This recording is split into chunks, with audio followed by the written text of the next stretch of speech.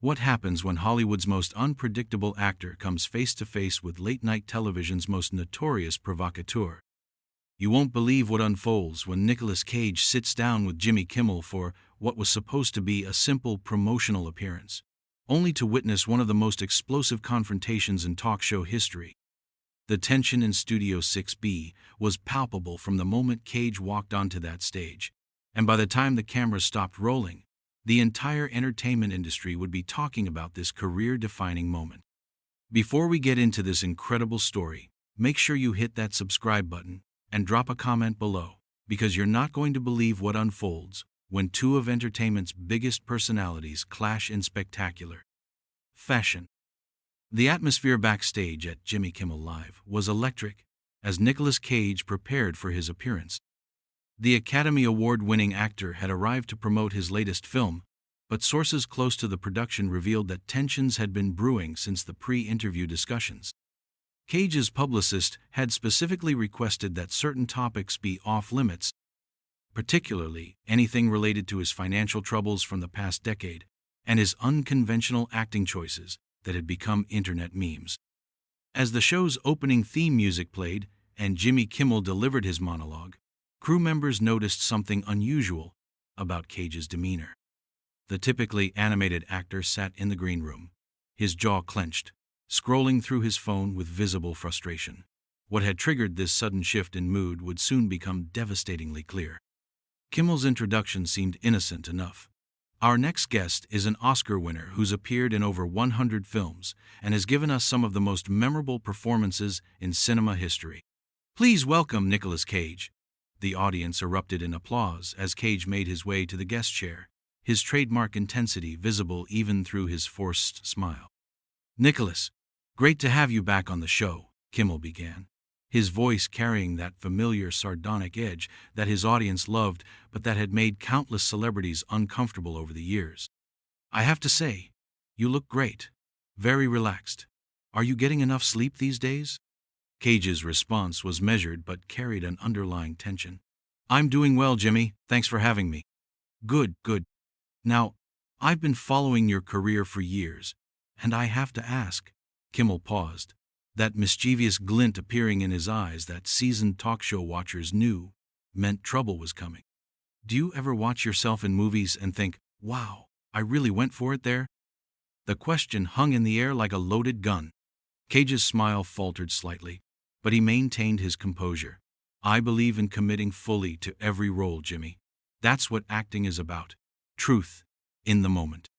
Right, Kimmel nodded, clearly not satisfied with the diplomatic answer. "But come on, some of those performances. I mean, we've all seen the memes. The internet loves you, but sometimes for reasons you might not expect." This was exactly the territory Cage's team had warned against. The actor shifted in his seat, his knuckles whitening as he gripped the armrest. "I think audiences connect with authenticity, Jimmy.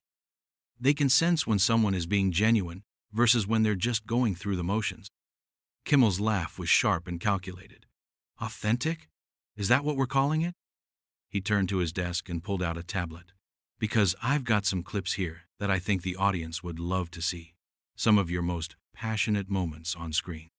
The color drained from Cage's face. This was a direct violation of the pre-interview agreement, and everyone in the studio could feel the temperature drop. "Jimmy, I thought we discussed—" "Oh, come on, Nicolas. It's all in good fun. Your fans love this stuff." Kimmel's tone was dismissive, almost condescending. "Don't be so serious. This is why people think actors take themselves too seriously." Cage's voice dropped to a dangerously low register. "I take my craft seriously because I respect the art form and the audiences who support it. Maybe that's something you should consider." The barb hit its mark. Kimmel's expression hardened, and his voice took on a more aggressive tone. "Are you suggesting I don't respect my audience? Because I think entertaining people is exactly what I do every night." "Entertainment and exploitation are two different things, Jimmy." Cage's words were measured, but pointed. "There's a difference between celebrating someone's work and turning them into a punchline." The studio audience had grown noticeably quieter, sensing the genuine friction between the two men. Kimmel's producers could be seen frantically gesturing from the wings, but the host seemed determined to press forward. Look, Nicholas, I think you're being a little sensitive here. We're just having fun. That's what talk shows are for. Kimmel's attempt at lightening the mood only seemed to fuel Cage's growing anger. Fun? Cage's voice began to rise, his famous intensity starting to break through his professional facade. You think it's fun to mock someone's life work? To reduce years of dedication and craft to internet jokes? Kimmel leaned back in his chair, a smug smile playing at his lips. I think you're taking this way too personally. Maybe that's part of the problem. The words hung in the air like a challenge. Cage's breathing became more pronounced, his hands trembling slightly with barely contained rage. The audience was completely silent now, watching what felt like a powder keg about to explode. Part of what problem, Jimmy? Cage's voice was dangerously quiet now, the calm before the storm. Kimmel, either oblivious to the danger or simply not caring, pressed on. Well, you have to admit, your career has had some interesting choices. The direct-to-video phase, the financial issues, the multiple marriages. I mean, it's all fair game, right? That was the moment everything changed. Cage's composure, which had been hanging by a thread, finally snapped. He stood up slowly, his entire body radiating fury, and the look in his eyes was something the audience had never seen before on a talk show stage. You want to talk about choices, Jimmy? Cage's voice was now carrying that unmistakable edge that had made him one of Hollywood's most compelling actors. Let's talk about the choice to ambush a guest who came here in good faith. Let's talk about the choice to break agreements and mock someone's life work for cheap laughs. The studio was so quiet you could hear a pin drop. Kimmel, perhaps realizing he had pushed too far, attempted to regain control of the situation, but the damage was already done. The interview had crossed a line, and Nicolas Cage was about to show everyone exactly what happened when you pushed one of Hollywood's most intense performers too far. What happened next would send shockwaves through the entertainment industry and leave Jimmy Kimmel scrambling to salvage not just the interview, but his reputation as a host. The silence in Studio 6B was deafening, as Nicolas Cage stood towering over Jimmy Kimmel's desk, his chest rising and falling, with barely controlled fury. The host, suddenly realizing that his usual tactics had backfired spectacularly, attempted to inject some levity into the situation, with a nervous laugh that only made things worse. Nicholas, hey, come on, man, sit down, let's just... Kimmel's voice cracked slightly, betraying the confidence he'd displayed moments earlier. No, Jimmy, I'm done sitting down. Cage's voice had transformed into something primal, intense, and utterly commanding. You want to talk about my choices? Fine. Let's talk about yours. You chose to invite me here under false pretenses. You chose to disrespect not just me, but every artist who's ever poured their soul into their work. The camera operators were frantically adjusting their angles, unsure whether to keep rolling or cut away. The producers in the booth were having heated discussions about whether to go to commercial, but the raw authenticity of the moment was television gold, and they knew it. Kimmel tried to regain control, his media-trained instincts kicking in. Look, I think there's been a misunderstanding here. This is just how we do things on late-night television. It's comedy, it's cowardice, Cage interrupted, his voice cutting through Kimmel's explanation like a blade. You hide behind the word comedy to justify cruelty. You think because you're sitting behind that desk, you can tear down anyone who walks through that door. The audience was transfixed. This wasn't the polished, scripted confrontation they were used to seeing on talk shows. This was raw, unfiltered emotion, and they could sense they were witnessing something unprecedented. Kimmel's face was flushing red now, his own anger beginning to surface. You know what, Nicholas? Maybe you're right. Maybe I am being cruel. But at least I'm honest about what I do. I don't pretend to be some tortured artist when I'm making garbage movies for a paycheck. The words hit like a physical blow. Cage's hands clenched into fists, and for a moment, it seemed like the confrontation might turn physical. The security personnel positioned around the studio tensed, ready to intervene if necessary. Garbage movies? Cage's voice was now barely above a whisper, but it carried more menace than if he'd been shouting. You want to talk about garbage, Jimmy? Let's talk about a man who's built his entire career on mocking people who are more talented than he'll ever be. Let's talk about someone who's so insecure about his own lack of ability that he has to tear down others to feel relevant. The studio audience was completely silent now, some looking uncomfortable, others leaning forward in anticipation. This had gone far beyond typical talk show banter into something much more personal and vicious. Kimmel stood up from behind his desk, his own composure finally cracking. You know what? I've had enough of this. You come on my show, you act like you're doing me some kind of favor, and then you lecture me about my career? At least I don't have to declare bankruptcy or sell my comic book collection to pay my bills. It was a low blow, and everyone in the studio knew it. Cage's financial troubles had been well documented, but were deeply personal, and bringing them up was crossing a line that even the most provocative hosts rarely crossed. Cage's response was swift and devastating. At least when I lost my money, it was because I took risks, because I believed in something bigger than myself. You've never risked anything in your entire career. You've never put yourself on the line for art, for truth, for anything meaningful. You're a parasite, Jimmy. You feed off the creativity and courage of others because you have neither. The words hung in the air like a death sentence. Kimmel's face had gone from red to pale, and his mouth opened and closed several times without any sound coming out. The audience was shifting uncomfortably in their seats, sensing that they were witnessing something that would have lasting consequences. You want to know what's really garbage? Cage continued, his voice building to a crescendo. It's a system that rewards mediocrity and punishes authenticity. It's a culture that celebrates those who tear down rather than build up. It's a world where a man like you can make millions mocking people who actually have something to say. Kimmel finally found his voice, but it was shaky and defensive. You're out of line, Nicolas. This is my show, and I won't be spoken to like this by some washed-up actor who thinks he's still relevant. The insult was the final straw. Cage's eyes flashed with a fury that seemed to electrify the entire studio. Washed up? Irrelevant? His voice was now carrying that unmistakable Cage intensity that had made him a legend. I've been making films for over 4 decades. I've worked with the greatest directors of our time. I've created characters that will be remembered long after your pathetic little show is forgotten. Yeah, well, maybe some of those characters should be forgotten. Kimmel shot back, his own anger now fully unleashed.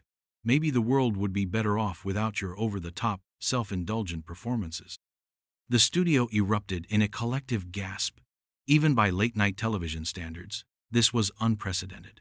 Cage stepped closer to Kimmel's desk, his presence now completely dominating the stage. Self-indulgent? Cage's voice was dangerously quiet again. You want to see self-indulgent? You're looking at a man who's so desperate for attention that he's willing to destroy his own show for a few viral moments.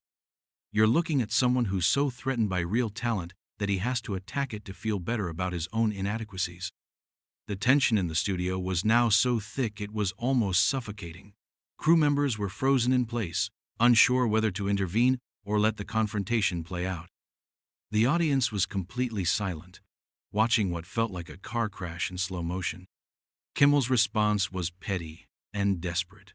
At least I know my limitations. At least I don't embarrass myself by pretending to be something I'm not. You've become a joke, Nicolas. A meme. That's your legacy now. But Cage was no longer listening to Kimmel's words. His entire body was vibrating with rage, his famous intensity now focused like a laser on the man sitting across from him. The look in his eyes was something that would haunt everyone in that studio for years to come. What happened next would transform this from a simple talk show confrontation into a moment that would define both men's careers and leave the entertainment industry reeling. Nicolas Cage slowly placed both hands on Jimmy Kimmel's desk, leaning forward with the intensity of a man who had finally reached his breaking point. The studio lights seemed to dim around him as every eye in the room focused on what was about to unfold. You want to know what a real joke looks like, Jimmy? Cage's voice was now carrying that legendary intensity that had made him one of Hollywood's most compelling actors. It's a man who's so desperate for relevance that he's willing to destroy his own credibility on national television. It's someone who mistakes cruelty for comedy and thinks that tearing others down will somehow build him up. Kimmel tried to interrupt, but Cage raised his hand, silencing him with a gesture that commanded absolute attention. No, you've said enough. You've shown everyone exactly who you are tonight. You've revealed the small, petty, insecure man behind the desk. The audience was completely captivated, witnessing something that felt more like a Shakespearean soliloquy than a talk show segment. Cage's presence had transformed the entire studio into his stage, and he was delivering a performance that would be remembered for decades. "You think my career is a joke?" Cage continued, his voice building with each word. "I've won an Academy Award. I've worked with Coppola, Scorsese, Lynch. I've created characters that have moved people, inspired them, challenged them. What have you done, Jimmy? What will you be remembered for besides this moment?" Kimmel's face was now completely drained of color. He tried to speak, but his voice came out as barely a whisper. "Nicolas, I think we should." "You should what? Apologize? Take it back? You can't unring this bell, Jimmy. You can't undo what you've revealed about yourself tonight." Cage's voice was now reaching a crescendo that filled every corner of the studio. "You've shown everyone that beneath all the jokes and the charm, you're just another bully who picks on people he thinks can't fight back." The security personnel were now moving closer, but they seemed hesitant to intervene in what had become a masterclass in controlled fury. Cage noticed their movement and addressed them directly. "Don't worry, gentlemen. I'm not going to touch him. I don't need to. He's already destroyed himself." Cage turned back to Kimmel, his eyes blazing with righteous anger. "You see, Jimmy, the difference between us is that I've never been afraid to fail. I've never been afraid to take risks, to look foolish, to put myself on the line for something I believe in. You've built your entire career on playing it safe, on mocking others from the safety of your little desk." The studio audience was now completely silent, some with their mouths agape, others leaning forward in fascination. This wasn't entertainment anymore.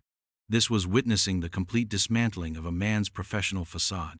Kimmel finally found his voice, but it was weak and defensive. You're being completely unreasonable. This is just television, Nicolas. It's not that serious." Cage's laugh was bitter and sharp. "Not that serious? You just spent the last 20 minutes trying to humiliate me on national television, and now you want to pretend it's not serious? You've attacked my work, my personal life, my financial struggles, and now you want to hide behind the excuse that it's just television?" The host was now visibly sweating, his carefully constructed persona crumbling before everyone's eyes. We were just having a conversation. I didn't mean—" "You meant every word," Cage interrupted, his voice now carrying the weight of absolute certainty. "You meant to hurt me. You meant to embarrass me. You meant to use me as material for your monologue tomorrow night. But you made one crucial mistake, Jimmy. You underestimated who you were dealing with." Cage straightened up, his full height now towering over the seated host. "I've been acting for over 40 years. I've faced critics, I've faced failure, I've faced public ridicule. But I've never faced it from someone who was supposed to be on my side. Someone who invited me here as a guest and then stabbed me in the back." The betrayal in Cage's voice was palpable, and it seemed to affect even the hardened television crew. Several audience members could be seen wiping away tears, moved by the raw emotion of the moment. "You want to know what's really sad, Jimmy? It's that you had the opportunity to have a real conversation with someone who's lived an extraordinary life, who's worked with legends, who's created art that will outlast both of us. Instead, you chose to make jokes. You chose to be small." Kimmel was now slumped in his chair, looking like a man who had just watched his career implode in real time. His usual cockiness was completely gone, replaced by the hollow look of someone who had gone too far and knew it. Cage took a step back from the desk, his anger now transforming into something more profound: disappointment. "I came here tonight to talk about my work, to connect with your audience, to share something meaningful. Instead, I got ambushed by a man who's forgotten what it means to be human."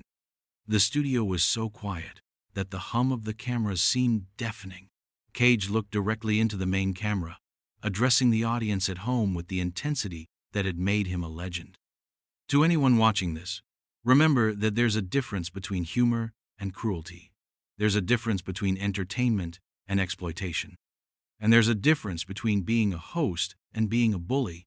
His voice softened slightly, but lost none of its power. Don't let anyone tell you that your dreams are a joke. Don't let anyone convince you that passion is something to be ashamed of. And never, ever let someone like this make you feel small. He turned back to Kimmel one final time, his voice now carrying the weight of finality. I'm done here, Jimmy. And I think, after tonight, a lot of people are going to be done with you too.